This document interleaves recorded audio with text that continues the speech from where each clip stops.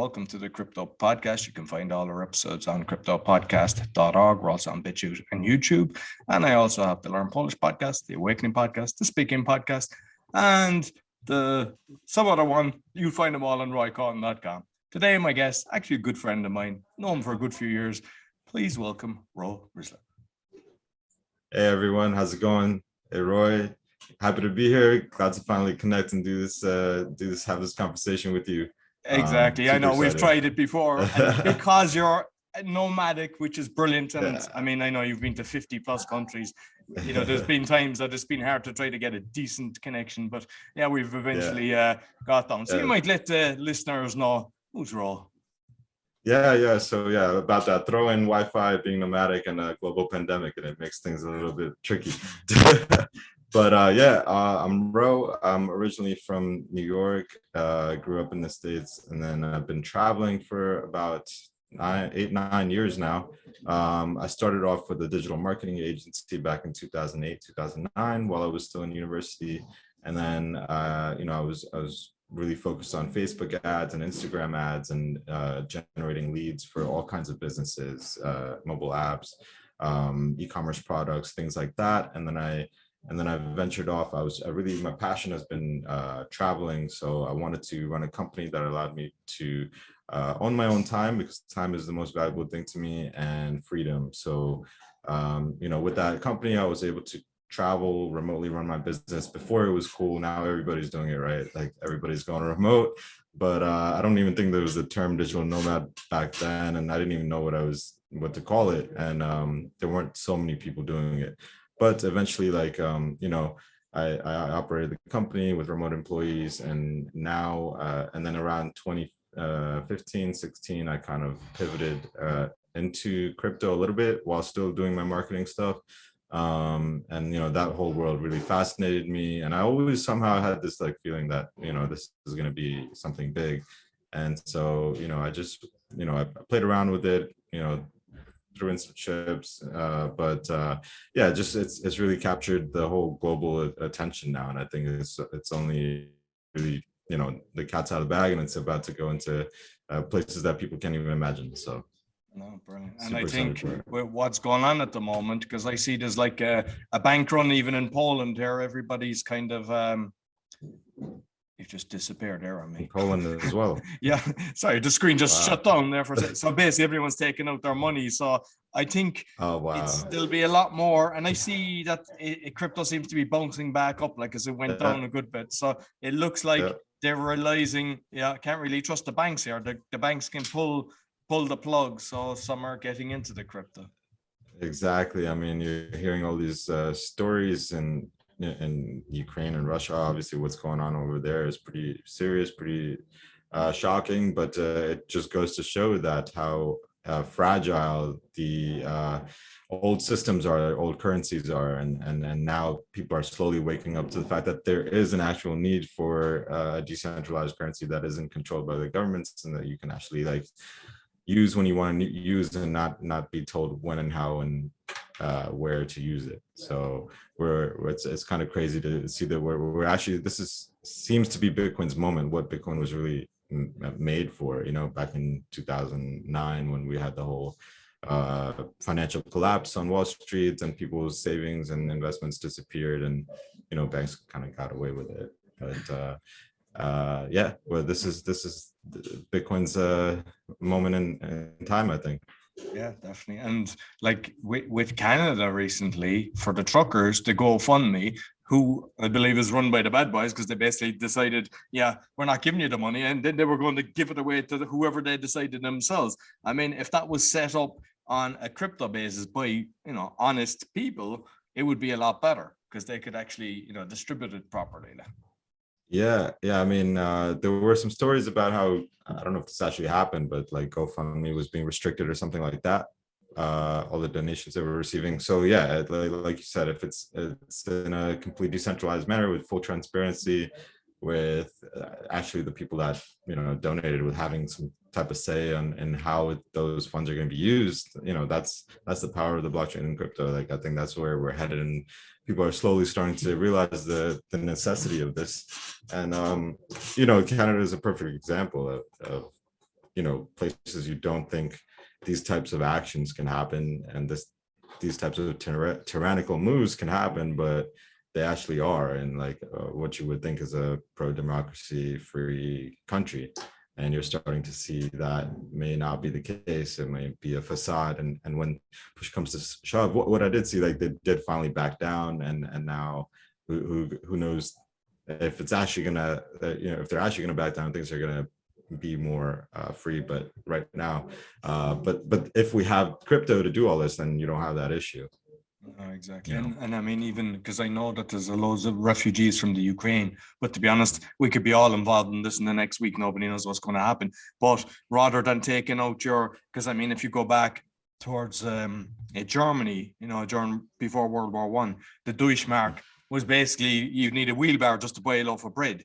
So at least with the crypto, you can put it in a wallet and bring it with you. You're not bringing bulks of cash or gold or something that could be robbed. Like you can hide the wallet if need be.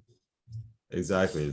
It's like super transferable. People don't have to lug it around. It's like really the most perfect form of money that we have right now. Of course, it's not absolutely perfect, but it's better than what we currently have. So it's not as easy to confiscate, things like that. People are in control of it. So with Ukraine, I mean, I'm seeing a lot of like fundraising that's happening in using crypto that's being sent to, like, one is called Unchained, and they're raising a lot of money. They have like a fund set up with a lot of trusted parties, and everything's transparent. And so, like, this is the first time we're really seeing society move away from like the big NGOs and where they're really taking matters into their own hands, and putting together a fund just like that with crypto people and trusted crypto people, like, and just sending. I've seen it go viral everywhere, and so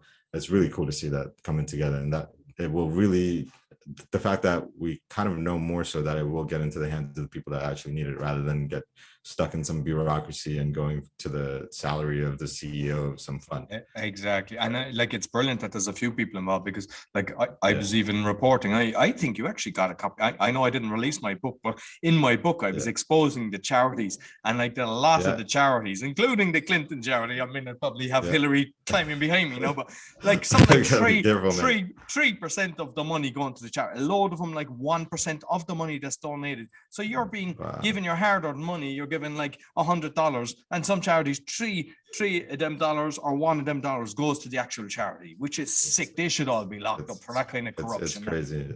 It really is crazy, and it kind of it kind of sickens me that, and like, it's these issues shouldn't really exist considering the amount of wealth we have in the world. But you see these charities running ads on Facebook asking the everyday person to donate, and they're spending money on ads, and then where are those dollars then going? Like, is there a trail? Can we actually see where these dollars went? Did it really help the people in the videos that they're showing?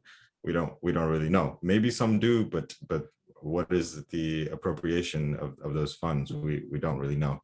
So you've seen it. I know I did read your book, and I was like really impressed with all the stuff that you covered, like lots of stuff I wasn't even aware about, and I was like, wow, this stuff is happening, and now it's actually coming to light, right? Like all these things that before people may have brushed off, now they're saying, oh wait, this stuff is actually like real. This is front and center coming up, the amount of corruption and things that are happening.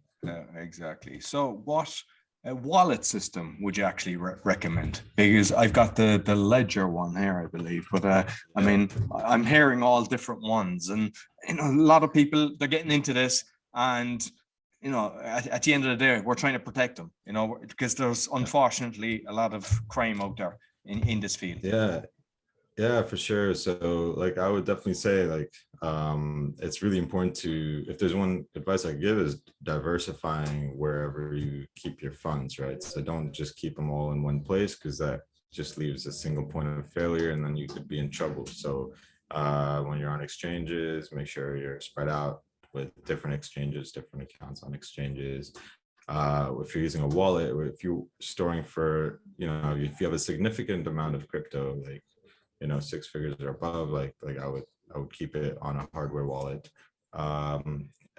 and make sure that you split it up between different hardware wallets. Maybe keep some on a Trezor, keep some on a Ledger, and then keep some on a hot wallet, like an online wallet like Coinbase or something like that. Just because if you lose your hardware wallet, you at least still have the funds that were in your online wallet. So the best strategy is just to diversify. And because also, like, speaking from what I've heard and seen and experienced, like, these things are not 100% secure. Like, it's actually very possible for people to lose funds that were on their ledger if they lose access to them, if they lose their hardware wallets. This is something that has happened, and then people can actually hack into it. This is not a pleasant experience, but it does happen. And so, I've gone through situations like that, and it's very difficult, and that just reminds you the point of diversifying how and where you keep your funds. So Ledger is good, but I would not say that they're 100% secure. It would probably cost some money to break into it, but hackers are able to do it, especially when there's a security flaw. They always publish it on their website, and this is right or wrong. They publish it on their website, and this allows hackers to basically they're given the funds on a silver platter. They know exactly what the vulnerability is. They just follow it. They're able to get into it in a few hours or an hour. So this is the thing. It's kind of not right in what Ledger is doing, in my opinion. But this is their protocol, and it's cost a lot of money to a lot of people, because otherwise these hackers would not know how to get in. But once these things are published, they're able to get in without any real research or effort. It's like giving the keys to the candy store. But that's yeah, scary. Yeah, it really is. So I know I've heard as well that when you're having passwords and stuff, cover your camera the same with your phone, because some of these guys are watching in already. But like, a lot of people wouldn't think of that. I mean, I saw it in some course that I was doing, and I was like, Jesus, so, but it's better to be aware of that than not. Oh yeah, 100%. Like, security is number one. So they're getting smarter. These guys are getting smarter. So they're using phishing emails. They're creating celebrity accounts on Instagram, like Twitter accounts that look like Elon Musk. Like, they're DMing people. They're getting very savvy. Like, even like very smart people that I know are they're receiving these messages, then they come to me and be like, hey, like, this person messaged me, they are presenting me with this idea or opportunity. What do you think? Is it real? And then I'm like, no, definitely do not send them any money, because like, they've gotten that good at messaging people on Facebook. And so this is stuff that you really need to look out for. Do not ever give anyone your keys, your private keys. That is the access code to your wallet and your funds. So even if someone's someone from pretending to be from Coinbase or Binance, like, never ever give that type of information out. So yeah, in terms of that, like, just on that, actually, because I know your man, the Ethereum Vitek, is it his father, right? So with there was, I don't know, did it come to me, but I saw something on it where there was his picture and someone was reaching out. They had, and your man said, no, that's a scam, and there's loads of, they were putting up pictures since 2-3 years or something like that. So every time they find a picture from him, setting up the account. So if you go in, it looks like this is him, because he's constantly putting up the pictures. You have to be extremely careful, like. Oh yeah, 100%. It's they've gotten so good at this, like, replicating like the real accounts and like real personas, like that. The average everyday person will probably not think twice, and they might go for it because it looks so real. And exactly. So you really got to be on alert for that. So yeah, that's the biggest thing that I would tell. Like, yeah, Ledger, you could use like a on your laptop wallet, like Exodus or something like that. But that's considered a hot wallet because it's connected to the internet. But you can keep some funds that you might need to move in and out on there. So I have a question now, which might sound silly, but you said kind of diversify. So if you have the Ledger and the Trends and the different one, can you only split it up, or can you have the information on both, but obviously once you've done the trade, that when you log in again, it's gone? Is it possible? Because if one got damaged or destroyed or something like that, is it possible to have the full, all your crypto on both? Are you saying like to have everything split up onto different wallets, but also have like one master wallet to access all of Well, it? like instead of, just say you had 100 Bitcoin, that you have the Uh-huh. 100 shown on the ledger and the 100 on the other one. Is that possible, or do you have to split it? Even though I know that the 100 isn't there, so that when you plug it in and you're doing the transfer, obviously the information is showing that it's not done. Is that possible? Or Yeah, I don't know if that's, yeah, you would just have to keep it in different accounts with different seed passwords. If you truly want different diversification, then it would have to be like properly like different wallets with different seed, and then you would have to store those seed phrases securely. Like that's another thing, you know, people lose their seed phrases and then they lose access to their funds. So like making sure those are secure and weatherproof and hurricane proof and all that. Make sure yeah, it's I've like, heard of that, even waterproof and everything. right, Because yeah, because I mean, obviously we're aware of a fire, but yeah, there might be no yeah, fire, but your plumbing might kind of destroy it. And like, yeah, it's an electronic exactly. device, like, so.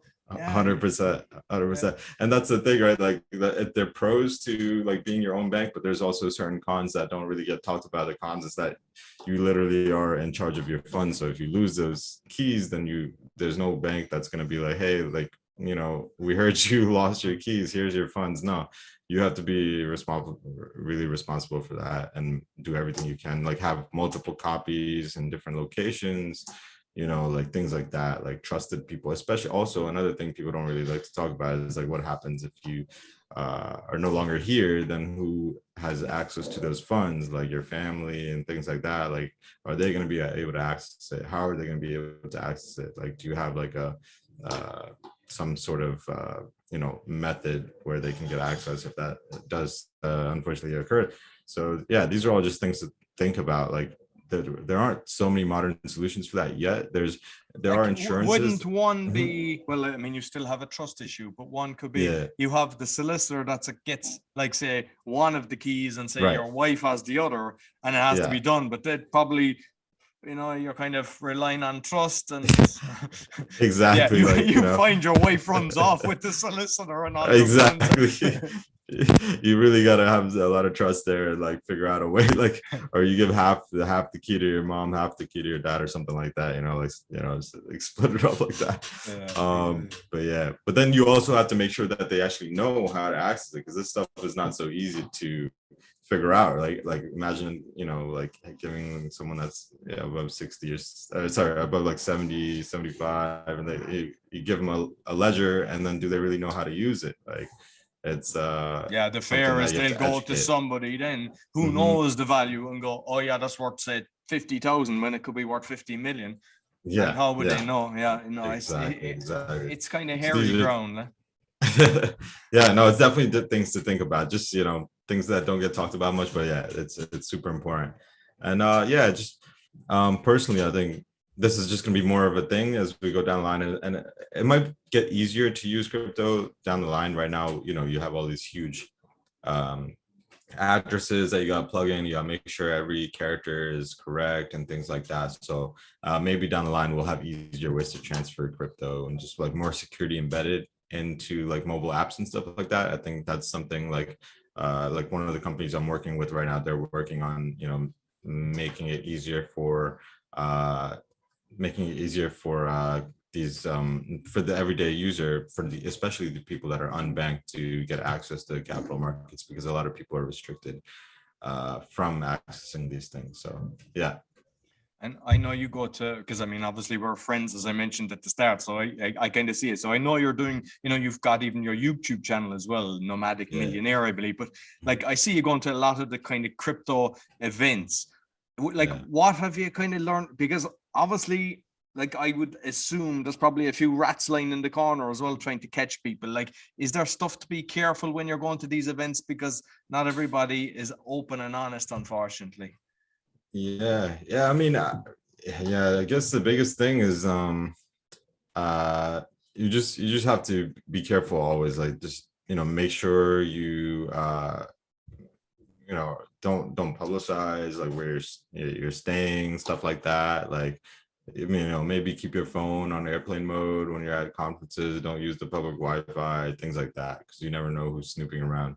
Not to make everyone paranoid, but this is just like basic standard prevention measures. No, but I'm sure a lot of people wouldn't think of that, because at events, people just get used to using the open Wi-Fi, and you can get everything from that. A good hacker can know everything about you. So, if 100%. They know the people going there probably have nice wallets, they're probably trying to you'd end up 100%. Kind of happy you've done a nice deal, you come home and your wallet's empty, so empty. It's like that wasn't so good. No, you definitely don't want that. That's why taking care of these little things like makes a big difference for sure. Like conferences, like I know people that don't even like leave their laptop in their room, they'll bring it with them because they're scared of like some type of, which is probably a good idea, like, if you really want to be careful. Don't trust don't tell anyone how much you have. Don't don't publicize it so much. Like just keep it to yourself, and always especially if you're going into a foreign country that could be riskier, that don't publicize your wealth, things like that. Don't publicize whatever you might be doing in the space. Just general things that could help. Of course, there's no 100% way to be 100% secure at all times, but this is just general things that people should probably follow. Friends and family and stuff like that, like it's sometimes it's difficult to kind of like talk about that, and things can come up, especially people that if you've been telling them to buy crypto for years and then they didn't buy, and now they're like, why didn't you tell me to buy? Or those types of, not that that's a security issue, but that could happen too. And like, because I know you're like, as you mentioned, nomadic, so we know that you've been to a lot of countries. Is there any risk when because obviously you have a wallet with you, is there any risk going through these X-ray machines or anything that it could actually destroy your device? I'm going to make you paranoid. No. Yeah, now I'm not going to travel anymore, man. No more traveling for me. That's funny. I don't really think there's that chance. At least they haven't developed that yet. But I think that it's possible that they could question, hey, like, how you're not supposed to move around more than $10,000 or something like that. And if you have like this and they know what it is, they're like, hey, you're transferring money that's not legal, and they could come after you for that. I think that's more of a concern right now. And even if the device does get damaged, as long as you have the seed phrases, you should be able to recover the funds. So it's more of an issue of, hey, like, does this count as you moving money around? And so like, I actually don't even travel with my crypto because I find that to be too much of a risk. So I just, if I don't have access to it right here, right now. So there's no like physical device on me. I don't keep anything like that on me. Because I learned from the past, it's much better to keep that stuff secure in multiple undisclosed locations, and it'd be super hard for even myself to get it on a whim. So I think that's like ultra security, like that's the best thing that you could do, I think, if you really needed to. But yeah, I wouldn't worry too much about anything like going to the machines and stuff. Of course, I would definitely try to keep it on me while going, rather than putting it on the conveyor belt, if possible, than to just but then again, if you do that and it beeps, then they're gonna probably ask you like, hey, what is this? And then if they know, they know. If they don't know, then just it's a USB drive or something like that. But they probably will want you to run it through the scanner, I imagine, because it's a metallic object. So I would say just hide it somewhere, probably in your bag, and then let it run through. Yeah. So I know that just on your LinkedIn profile, so you've got brand building, marketing strategy, and execution for crypto. You've got a lot of different positions. I know you're working for different companies. So like now you're kind of helping companies is kind of your core business. Yeah, just because I have a background in digital marketing and performance marketing for 10 years.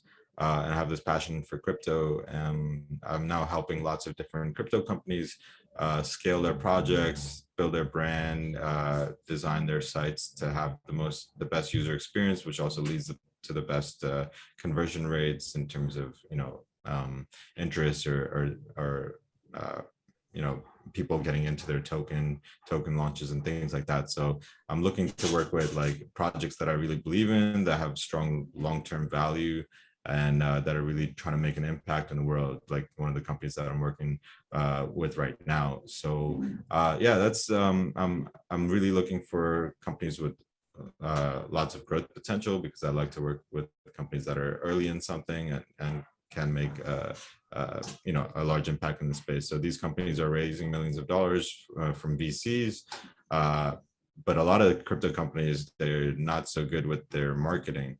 It's a huge challenge. Also, there's a lot of competition now. It's a very busy space now. So you really have to have your marketing right, because there's lots of companies or crypto projects that don't really offer a lot of value, but they've done great with marketing and they shoot up. Like, for example, when Shiba Inu came out, it shot up like crazy, even though they didn't really have a product. Whereas like really solid fundamental companies with real use cases, they fail to scale because they don't do a good job with marketing. So I'm now helping them do that, along with growing my YouTube channel and stuff like that's something that I'm doing, and then also just investing and trading a little bit on the side. So that's most of what I'm involved with right now. And like the thing is with a lot of these developers, like they're kind of nerdy, some of them, and they're fantastic, they're geniuses, but they're not people, they're not people to people, or their marketing. And I think it's actually great that you can do that. And I mean, we know each other for years, and I actually done your Instagram course, because I remember I didn't know much about Instagram, and I just loved your style actually, because you explained it so well that you actually, as you're going through it, that the phrases that you've done it and all the information, it was like, oh, I get this, so they're making all the notes and everything. Whereas sometimes you do a course and you haven't a clue what's going on, they're just kind of bambooling and just hopping off, but it was very well structured. So I get awesome, how you can actually, really help a company. Like, so I know we need to get back on again in maybe a month's time, because we've been trying this for ages. Both of us have been missing each other and everything. So where's the best place that people can get you, Ro? Oh yeah, no, thanks. I really appreciate that. I am available on Instagram. That's Rizvi. That's RORIZVI.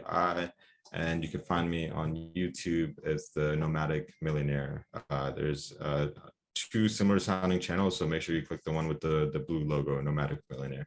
And feel free to subscribe there, or if you want to reach out to me, just send me a DM on Instagram. That's the best way. So I'll make sure I put the YouTube channel as well, because I've gone into it, so I'll make sure I put the link in the podcast description, so people will actually just click on it. Awesome. No, I'm always happy to talk if anyone has any questions on how to get started, like security stuff like that, or marketing and things like that. So I'm glad you were able to get something out of the course, and hopefully it'd be great to chat again. I really appreciate it. No, definitely, because I know that what you've shared today has definitely helped, and I know that you're big into this, and the more we discuss. So let's try to get in a month's time or so, we're trying to get to do another one, and people can listeners just write in if you have questions for Ro, write into me, or make a comment on the YouTube channel or the BitChute channel, and I'll make sure to make note of it so that we cover it the next time we do a show together. Yeah, absolutely. Sounds good. Thanks so much, Roy. Always a pleasure speaking with you. You too. Thanks very much. So that's all for the Crypto Podcast. You'll find all our episodes on the cryptopodcast.org. We're on BitChute and YouTube, and you'll find the links in the podcast description. Sure to give us a thumbs up, 5-star rating. Really helps with the algorithm. Thank you very much. And until next week, take care.